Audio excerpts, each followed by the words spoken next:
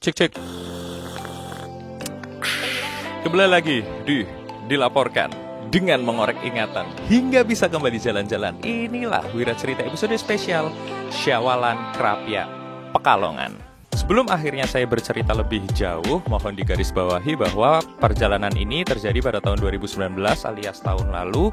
Karena tahun ini tradisi lupis raksasa di daerah Krapyak Pekalongan harus ditiadakan karena adanya pandemi. Sebenarnya sih, pinginnya sih ini tayang tahun lalu, tapi biasa, males ngedit. Dan untuk menikmati Wira Cerita kali ini, kamu bisa langsung skip ke hal-hal yang ingin kamu tonton. Jadi yang jelas ada 3 hal utama, yaitu yang pertama melihat tradisi lupis raksasa di Krapyak Pekalongan. Setelah itu melihat konser sang legenda, dan yang terakhir adalah mencicipi kopi di Temanggung. Dan langsung ke menu pertama, lupis raksasa.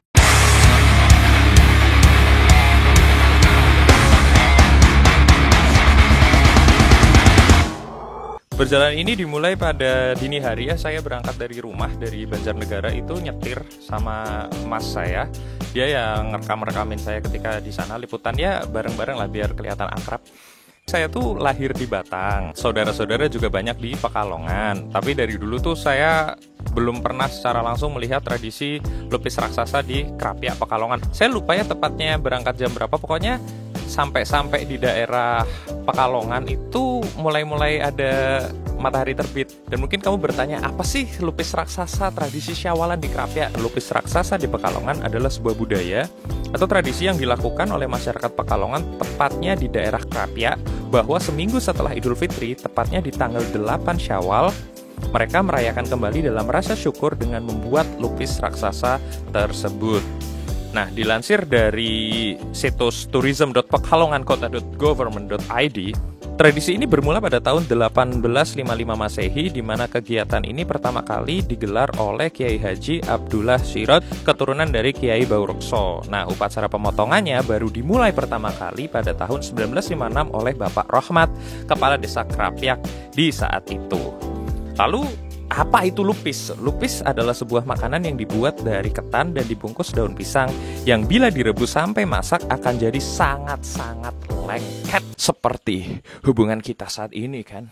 Wow, setiap tahunnya warga sekitar, entah itu di kota atau daerah-daerah lain, datang ke Krapyak untuk nantinya berebut lupis dengan tujuan mendapatkan berkah. Ini juga sebagai mempererat tali silaturahmi antar warga, karena sepanjang hari pemotongan lupis itu, masyarakat Krapyak open house, mempersilahkan seluruh warga untuk berkunjung ke rumah mereka. Wah, seru banget ya. Semua orang tuh riuh mengantri, ramainya minta ampun, dan ada yang bisa-bisanya lagi berebut kayak gitu nelpon loh.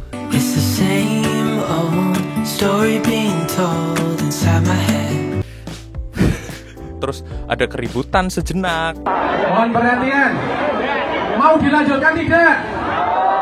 Ya, diamankan oleh kepolisian karena sangat-sangat ribut. Dan tenang saja ya, saya yakin sekali bahwa orang-orang mas-mas panitia yang lagi membagikan itu tangannya sudah bersih. Try to straighten up my bones and be a man. I gotta tear this wall apart to let you in.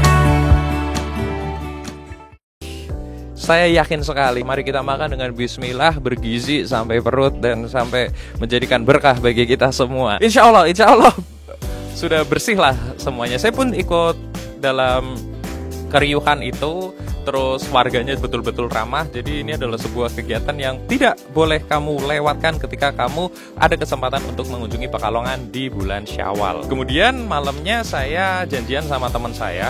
Jadi saya tuh dulu TK-nya di TK Pertiwi Batang, lalu SD-nya di SD Kauman 7, cuma sampai kelas 4, kelas 5-nya saya pindah ke Banjarnegara. Nah, ini adalah teman saya karena kecanggihan teknologi. Terima kasih para penemu teknologi. Saya bisa ketemu lagi sama teman saya namanya Angga.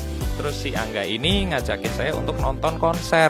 Secara kebetulan hari itu lagi ada Didi Kempot.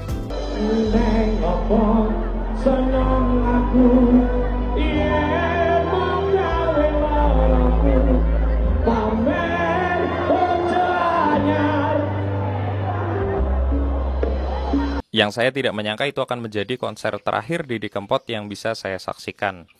Jadi buat teman-teman semuanya, Sobat Ambiar semua, mari kita sejenak untuk mendoakan beliau, mendoakan yang ditinggalkan, dan semoga kita semua diberi ketabahan atas kepergian beliau. Dan mari kita berterima kasih karena terutama ya buat teman-teman yang hidup dan tumbuh dengan lagu-lagu dan karya-karya beliau. Saya termasuk orang yang dididik dengan lagu-lagu campur sari.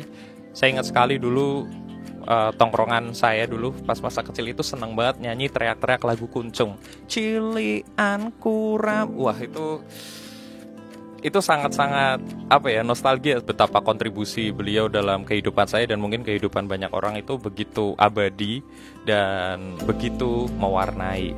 Karena bila kesedihan ada sebagai sebuah penyeimbang bahagia, Didi Kempot ada untuk menyempurnakannya dengan cara sederhana dalam perayaan patah hati paling paripurna.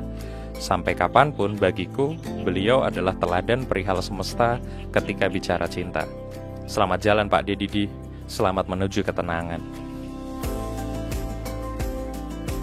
Dan malam itu pun selesai dengan menyisakan kenangan yang tak akan usai.